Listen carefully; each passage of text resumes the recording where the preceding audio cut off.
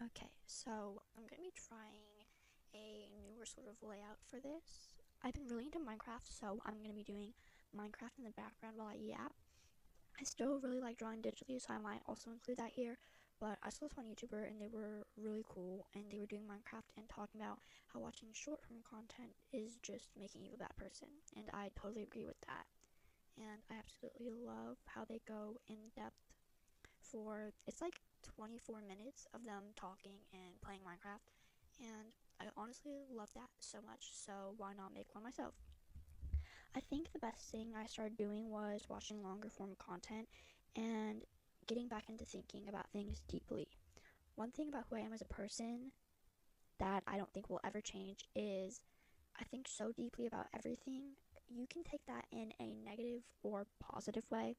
I personally think it's both. I think so deeply about everything, and I always have, and that means my mind is just always going. I tend to think a lot about the past, and I think a lot about my future and what I want for my future and my dreams for the future. People always say shoot for the stars, yet there's footsteps on the moon. People also say be more realistic. I think that to a certain extent that is good advice. If you have a dream, I would say go for it. Put your whole being into doing that. You only live once. Why would you want to live a life that you regret? Why would you want to live a life that you aren't content with? If you died tomorrow, would you look back on your life and be happy with it? And I know some people might say, well, there's nothing I could have done about this. And when I'm talking about some people, I'm talking about me in the past, in my past mindset. If you think that you could have done nothing to change what happened, then I think you're pretty much wrong. You can only control what you do and how you react. If you continue thinking instead of doing your life will turn out to be one that you don't like. You can think, oh, this happened in the past, or oh, that happened in the past, but the past will never change.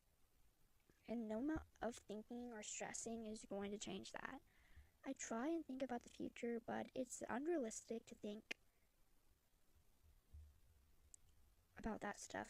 It's unrealistic to not want to think about the past because, in the end, that's what memories are. Memories cannot be the present moment or the future.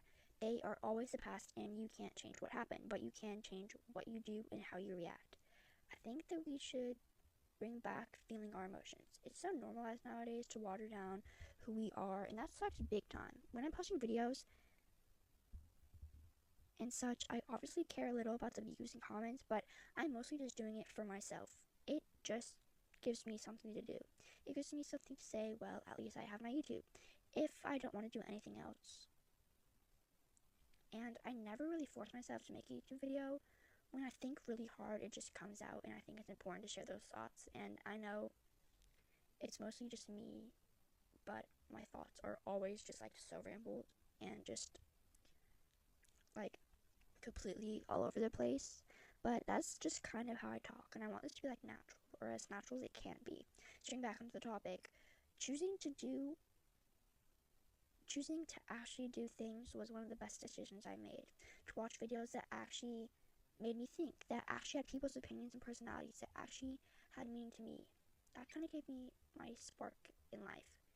I started taking a new medicine and it made me numb. Actually, I won't say numb. I would just say neutral. It made me very neutral in terms of my emotions. I didn't really feel anything, and because I didn't feel anything, I lost interest in everything.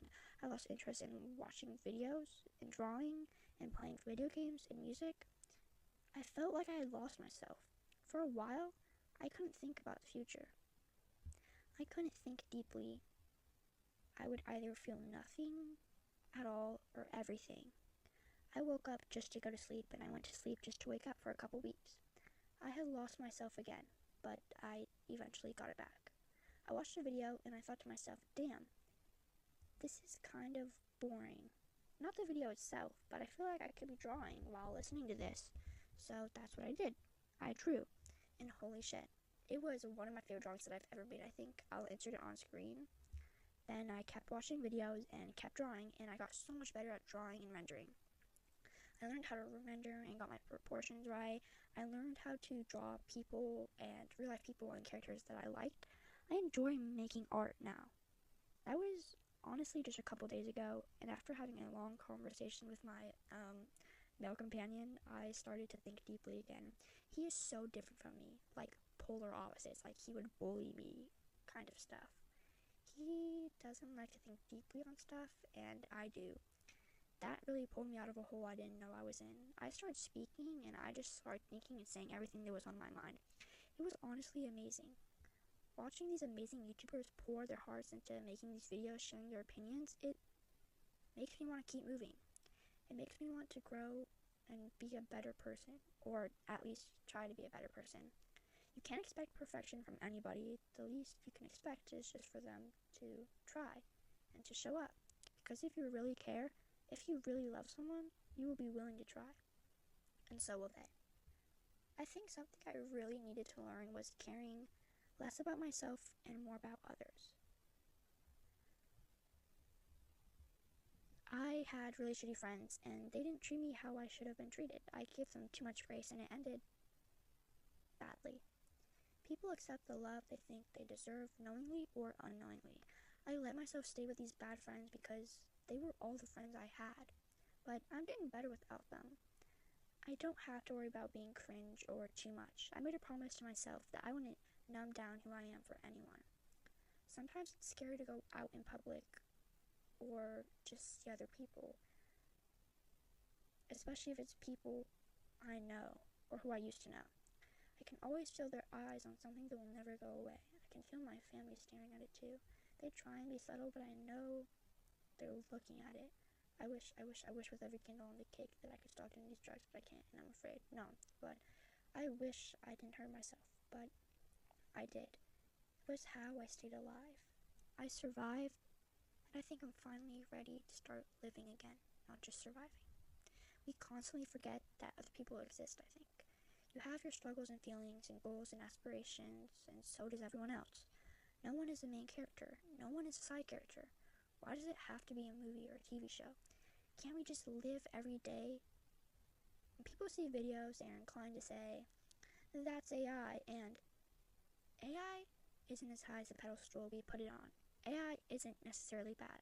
When used for medical or scientific uses, it could be used for great things. But when generative AI falls into the hands of the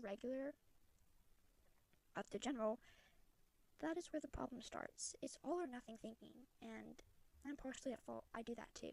It shouldn't be no AI or all AI. In my opinion, AI should not be accessible to the regular Joe Schmo. I think giving generative AI to the public was the worst mistake that it could have been. AI could have and can be used for good. AI isn't the problem. It's people who use it. At the end of the day, AI doesn't go to sleep like we do. AI will never be as good as humans because AI can't feel emotions. It can be programmed to, but it can't feel without a reference. AI is nothing.